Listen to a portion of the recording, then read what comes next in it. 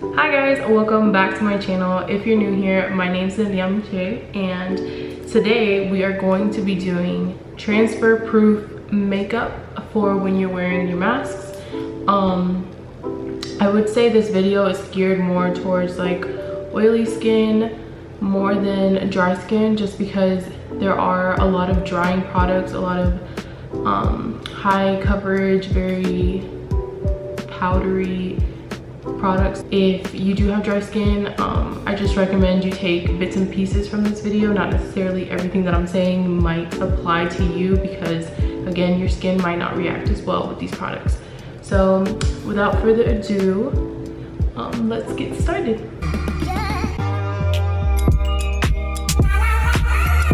So first things first, obviously skincare and pretty much primers are going to be your go-to, your saviors. And whatever you're applying on your skin prior to makeup is very important. Therefore, I do recommend always taking care of your skin first, always using good active ingredients, always using moisturizer, regardless if you have dry or oily skin or even combo skin. Also, I recommend always wearing sunscreen no matter the occasion, the situation. Always wear sunscreen on a daily basis. There are obviously good sunscreens for oily skin, because there can be sunscreens that leave your skin greasy. So I just recommend always making sure that you find a good one that you can fit into your routine. Now, as for primers, you guys know my favorite currently has been the Milk Hydro Primer. They do come in a mini, and then which is this one, and then they also have like your testers that you can try out and see if you like it for your skin. I have heard that it works great for both oily and dry skin. So I'm just gonna quickly apply that to my skin. And again, just throughout this whole entire video, honestly, less is more. If you guys can go out without any makeup, or if you just prefer to not wear makeup, I think that's just a lot easier, because masks are in itself just very inconvenient. So if you can, just don't wear makeup. If you're not going to take your mask off, I wouldn't recommend just wearing makeup on the areas that you can't see if you really need it. But these are just a couple tips. I don't recommend doing this every day. Like I said, if you are going to have your mask on 24/7, just because I know that maskne is a thing, you know, getting acne from your mask. So the less products that you have underneath it, it's a lot better to not harbor bacteria. So I do recommend, if you can go without makeup, better. If you just really want to wear makeup but you're not going to take your mask off, remember, you can always just do half of your face. You can always just conceal under your eyes. So the first thing I did was prime. Again, a sticky primer that will adhere the products. So next thing we're gonna do, and this might, before you try it out on the actual day that you're gonna go out, I just want to give this as a little tip. Try this out maybe at home, try it out one day. If you're not sure if it's gonna work out for you, maybe you have very dry eyes, maybe, you know, it just doesn't work with your under eyes.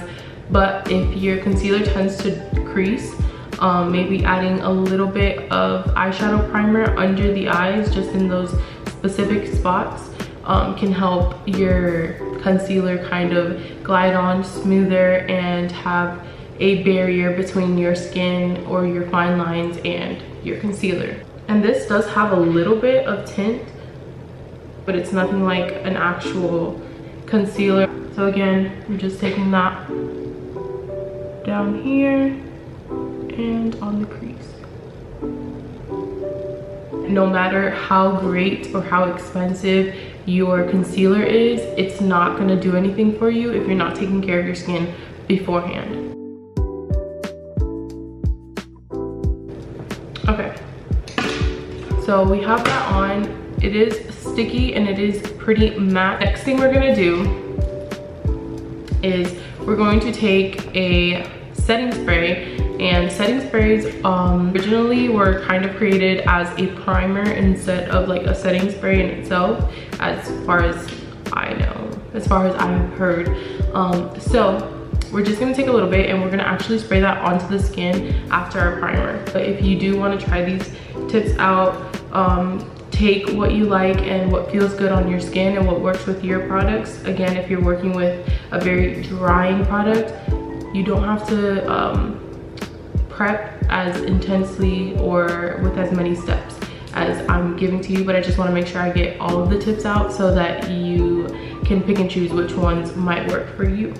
We're just going to take that and just mix our skin, and with a damp beauty blender I'm kind of just going to tap that in again just to get it everywhere on the skin, because again the mist can kind of grab onto certain areas of the skin. Next tip is I would recommend you kind of alternating between these two tips, just because using all three of them could be a little bit intense and unnecessary. But if you are going in with a foundation that is, or a tinted moisturizer, which I don't necessarily recommend, just because tinted moisturizers, again, this says it in the name, they're moisturizing, so I wouldn't necessarily recommend them for wearing a mask. But if you are going in with just a lighter foundation and you need it to be a little bit more mattifying, I do recommend using a little bit of translucent powder and going in with a brush and kind of just going and stippling it over your entire face. But because I am using a foundation, the NARS foundation, that already kind of has like this powdery finish, I do understand that it might have some powder infused into it, so powder with powder just creates very dry skin. So again, it's just an unnecessary step for me personally, because my foundation does have that powdery finish. Okay, so next I'm going to be taking some blush, and you might be wondering why the heck am I putting blush on before my actual foundation, and it's simply because again my foundation is very powdery. This is a mattifying formula. Rare Beauty does have the hydrating finish versus the mattifying finish. And this is in the shade Love. I haven't picked up any of the other ones, but I am gonna just again use it before my foundation or any other products, and it does look really pretty underneath your typical complexion products. Because your mask is gonna go around this area, you might not need blush, but again, if you're taking off your mask, I'm assuming you want blush because, you know, we use blush. So what I do recommend is applying your product going upward. I always recommend this, but again, it just depends on your face shape. If you have a very long face shape anyway, you might want to focus your product towards the apples of your cheeks. But if you do want to elongate your face, I do recommend applying blush towards the outer, going upwards towards kind of mid apples of your cheeks towards your temples.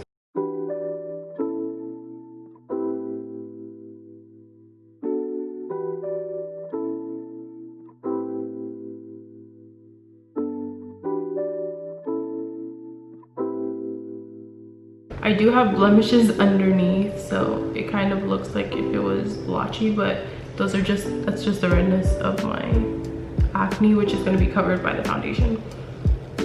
So yeah, it blends out really nicely. It might look really scary at first, but just blend it out. I'm using the NYX Professional Makeup brush in number 22. It just looks like this. So as you can see, it literally dries so matte. I would recommend like a drugstore version, but I have not tried any other one that has this formula. Because I am going over it with foundation, it doesn't really affect it if it looks super pink, because it looks a lot better, like I said, underneath your foundation. Next, very quickly, I'm gonna go in with a little bit of cream highlight, and I would typically stray away from any cream products because I feel like it would make no difference. It would just make it oilier and a little bit harder to work with in the sense of transferring. But this one in specific, it's a stick highlighter. This is by Hourglass in the shade Gold Flash. It just looks like this. So I'm just gonna apply that on the apples of my cheeks, going upwards. And again, this depends on your face. You want to make sure you're moving your face around and seeing where it is that light is hitting it. Personally, on your face, I can see up here the light hits it when I move my face around my nose. and then on this side up here going upwards. It's actually more of like a matte highlighter, which you guys know I like. It's just, it provides a very like glowing from within type of look. Do realize that if I were to put this on top of my foundation, it would rub off because again it sets like a powder, and since it has a shimmer because it is a highlight, it would come off on your mask. So again, just putting that underneath my foundation. And I do like it right here on the bridge of my nose because I think that makes my nose look a little bit more defined. I'm not gonna put that on my lips or underneath my chin because again, I do realize that the mask is going in that area. If I move, if I talk, if whatever, I want to put the least amount of product in this area. So again, using my fingers because your fingers are the best brushes. They provide that warmth and they're just the best to blend things out. You can go out like this and call it a day if you like very blushy skin and glowy skin. So I would trust this to not move around, to not transfer onto my mask, just because again it's drying. I'm not drying, it's a very mattifying formula. The less amount of layers that you put on, the better. But if you are going to make it layer, make sure that each layer has a purpose and that you're really taking into consideration the formulas and the finishes of each product. So finally, we're going to get into foundation. Like I said, I am using NARS Soft Matte Complete Foundation. Another foundation that I do like from the drugstore is the Maybelline New York foundation, the Super Stay foundation. Again, this one's just a little bit thicker, whereas this one's more runny. I'm not saying they're dupes, I'm saying that this is a good foundation, but again, it's a little bit thicker. So I just would recommend something a little bit more fluid. But the ones that come in the tubes, I forgot what it's called. I'll probably put a picture somewhere, but those are pretty much the same formula as this. So I would just recommend trying those out maybe because it's like a fluid type of formula, but it's still mattifying. It comes in mattifying and moisturizing. I think I'm just gonna go in with a beauty blender. If you've seen my review, I thought it looked a little bit better with the beauty blender, but I tried it, I think it was yesterday or the day before, with this NYX brush, and I kind of liked it. Again, I don't wanna overdo it because less is more. And again, you don't always have to cover your acne scars. Like, let's just normalize the fact that we have acne scars and we have what's it called, we have freckles, we have sunspots, whatever. Like, that's fine. If it peeks through, it's your skin, that's okay.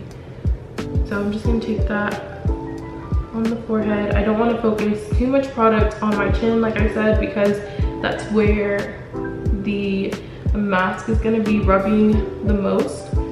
So I can be a little bit more deliberate.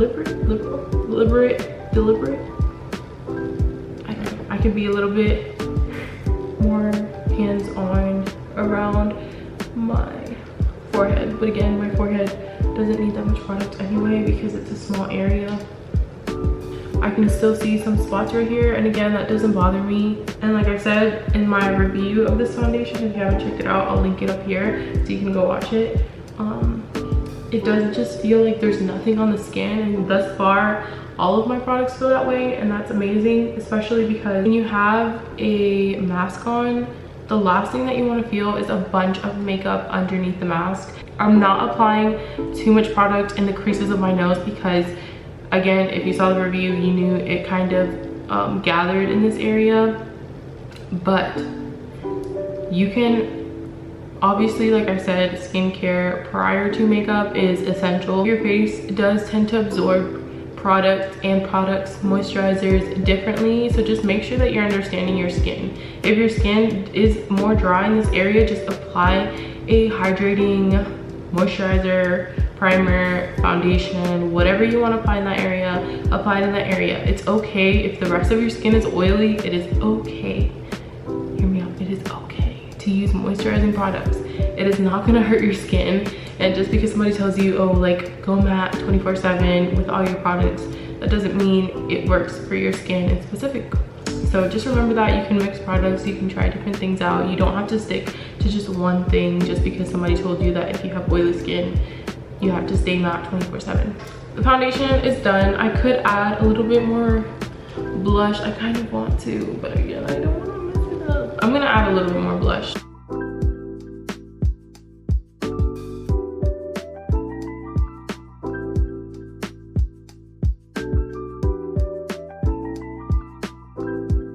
So if that was like too heavy or too intense, I would just go over it with a bit of that foundation.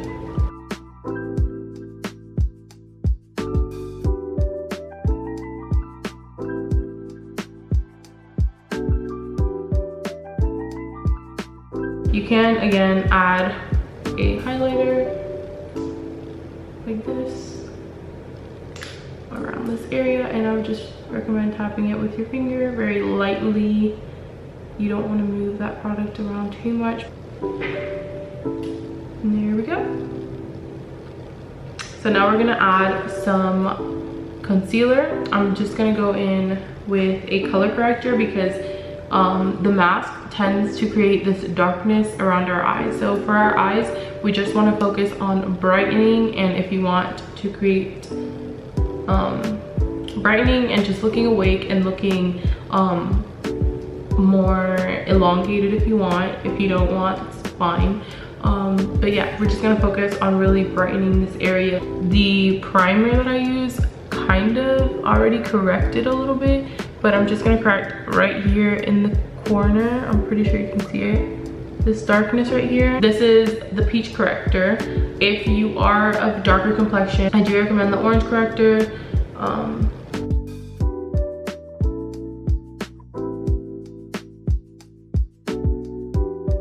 There's no need to go in with it all under the eye if that darkness is just coming from one place in specific. I'm just taking my finger and kind of blending that out. Okay, so I blended that out. So I'm gonna use my Born This Way concealer. You guys know I like this concealer a lot. Lately it has been creasing on me, I don't know why. And I'm just, again, gonna look down and focus the product right here. Or I can bring more brightness.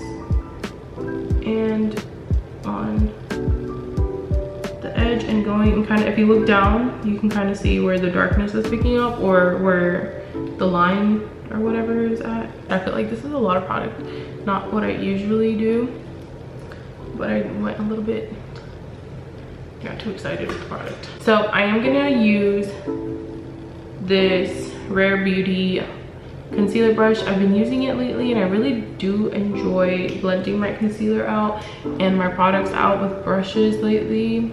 I just feel a little bit more professional.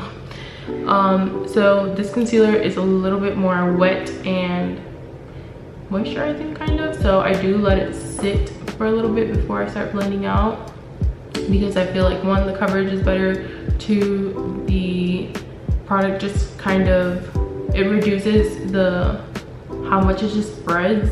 It kind of just focuses it where I want it rather than spreading it throughout my whole entire area. Kind of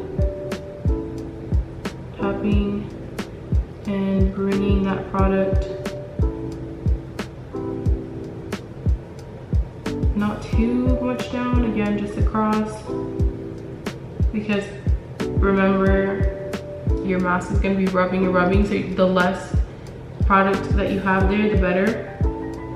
And obviously you need that brightness around this area. You don't want to be pulling your face down. It's important to just assess the products and how your skin is looking and how the products are looking on your skin. You don't want to just assume that because it works for you like on a daily basis, that now that you're trying a new routine, that it's just gonna work. You have to make sure that you can kind of feel your skin out. I'm just gonna take powder on that area in specific because I'm just the type of person that needs it. I don't know how people can go without setting their under eyes. I'm lightly tapping to smooth that out, and with the same Rare Beauty brush, I'm going to tap that area with the slightest bit. I'm not baking, I'm just tapping that into the skin. And now we're secure. So I'm gonna go in with a little bit of bronzer to finish up the skin. So it's an angled brush, again, helping us create that nice pulled back effect. Literally, this bronzer is just so beautiful. Like, I don't know what it is about the formula or the color or what, but it just blends out so pretty. Only taking a tiny little bit, and it's under this area, not directly on top of it.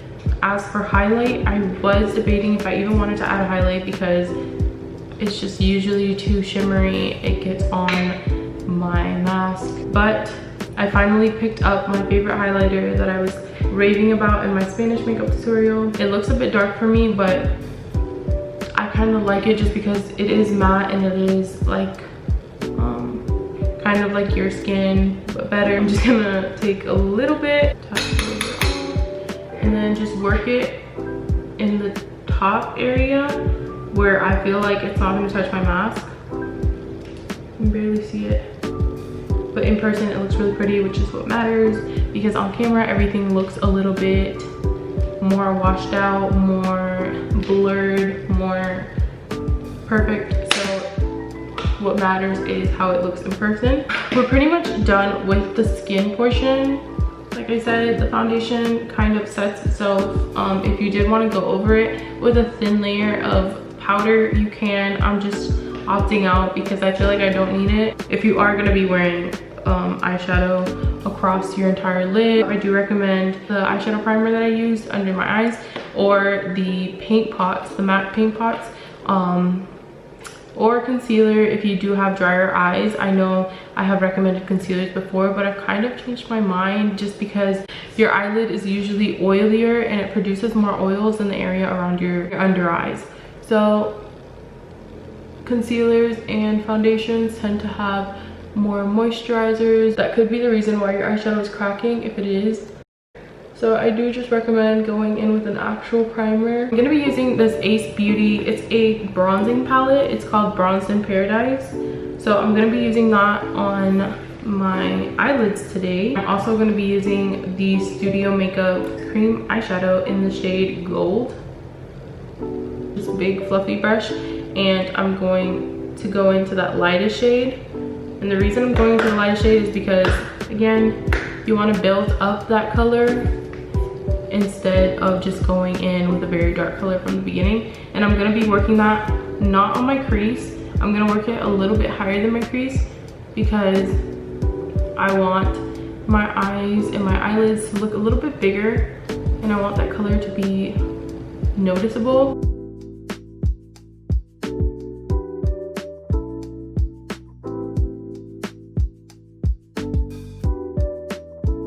And you kind of want to do your makeup with your eyes open and looking forward, so that way you can see how the product looks with your eyes open. I'm going to use a more squared off brush in the top. And I'm going to go in with the two metal shades. Oops. I'm going to go in with these two metal shades, and I'm just going to deepen the area where I tend to put liner.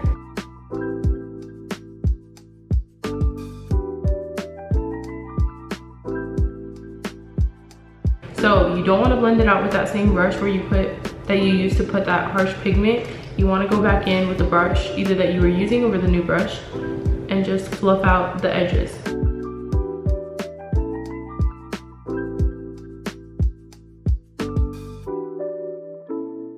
And there you go. If you want to continue to deepen it, you can, but I think I'm just going to leave it like this, working in small sections and just working and just making sure they're blended out to your desired look.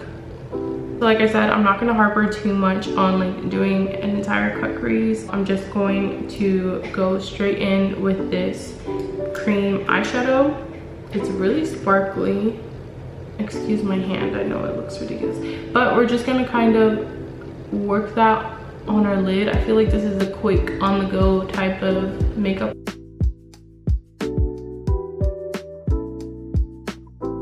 I'm taking a little brush like this.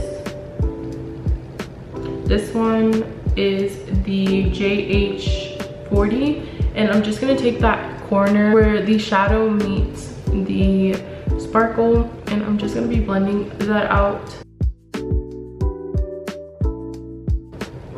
So I do notice as the glitter is setting, it's not as like boom in your face, which again is better because you can build it up if you want it a little bit more intense, but you can also just leave it like this for a nice more natural glitter. And the reason I'm taking a tiny brush instead of the big blending brush we were using before is because I don't want to move around too much of the product. I just want to focus on the in-between area. On camera it might look a lot like more bland and boring, but in person it looks really pretty, it looks natural, and it's not too intense for an everyday wear. You could literally just finish the look off right here, but I'm just gonna add these lashes by Alyssa Beauty. I'll link it down below if you want to use.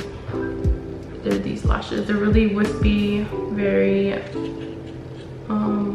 what's it called, they're separate, so they again will provide that like wide awake type of look instead of a very dense lash. Again, the Ardell are really good for that, but I do like a little bit more of a prominent lash, so that's why I'm going with these. You can use my discount code, it's nelee15. So yeah, I'm just gonna be applying these with this Kiss lash glue, and I'll be right back. Okay, so as you can see, I applied my eyelashes. Like I said, these for me personally, I like them, they're still prominent. So because we don't have liner, I just want to make sure that I'm pressing that lash in really well to my lash line, so that way it's not like a very obvious space between my real lash and the lash line. As for lips, you could leave them bare, just not wear anything, but if you do want a little bit of a tint, I would recommend, again, just matte is the way to go when it comes to it being like transfer resistant. Again, I'm gonna be using the Pharmacy liquid lip in 201 or Skin. I'm just gonna take a tiny little bit on my lip like this, and then I'm just gonna tap it.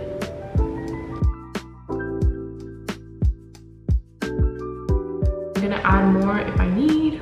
I want it to like mattify and dry down into a very thin layer.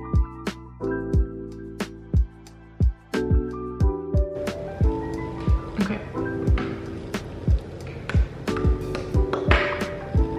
So as you can see, that was just like a very faint layer. If you are using a more hydrating product on your lips and you want it to be more matte and kind of set firmly, you can use a tiny bit of loose powder, and it has to be like this thin type of texture. If you've ever seen, like, not like baking powder, but just like a thin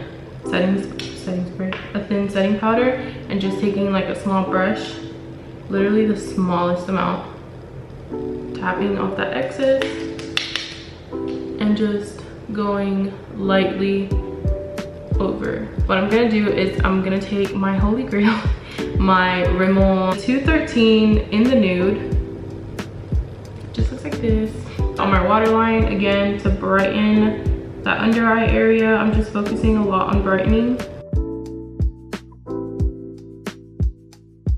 I'm not gonna apply mascara just because I feel like the rubbing with the mask and this area in general is just gonna cause a lot of fallout, and I don't want the mascara, even if it is a waterproof one, all that, those like little chunks, to just be on my under eye and then just look dirty. I would recommend a brightening powder, but that is simply if your eye can take it, if your eye is pretty moisturized. Again, we have applied a lot of powder in this area, a lot of products in this area, and we have been layering, so I would just say only if your eye can take it, and that just kind of brightens that area.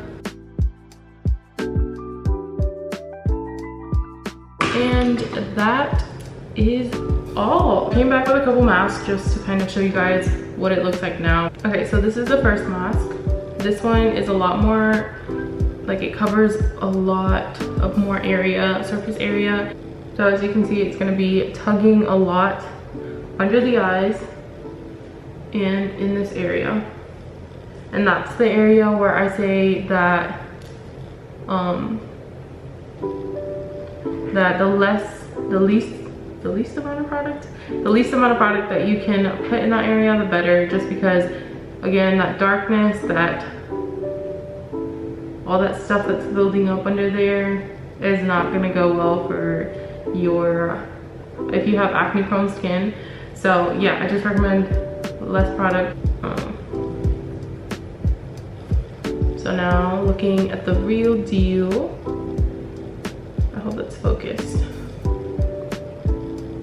No product transferred. Around the nose, again, I didn't put product because of this reason. This mask and my next mask always leave this line, and that's just on my real skin because I didn't apply any product on my nose. Like I said, they always leave that line. It's really annoying. So the redness goes away after a little bit after I take off the mask. But if you do put product on your nose, be aware that that happens if you have a mask like that. This one, you can see the highlight, appreciate the highlight a little bit more. If I had brought that darkness, the eyeshadow usually down here where I do, it would just bring a lot of more darkness instead of the brightening effect that brightening powder and concealer are giving me. So again, now that I know I was talking, and it did form the line that I told you guys about. I hope you guys enjoyed this video. I hope that you got some tips and tricks. If you have any other tips that can work for mask wears, maybe for dry skin, leave it down below. I'm not very educated in the dry skin world. So yeah, if you guys want to help out your dry skin gals, then leave some tips down below. Other than that, I will see you guys in my next one. Again, I will leave in the description bar where you can get these lashes, as well as if you want to reach out to me, my social media will be down below. Don't forget to like this video, subscribe, and comment any thoughts that you have. Share it if you would like, and I will see you guys in my next video. Remember, on my IG, I always listen to you guys, to your recommendations, and if you guys want a video, I try to do it as soon as possible. With all that being said, I will see you guys in my next one. Adios.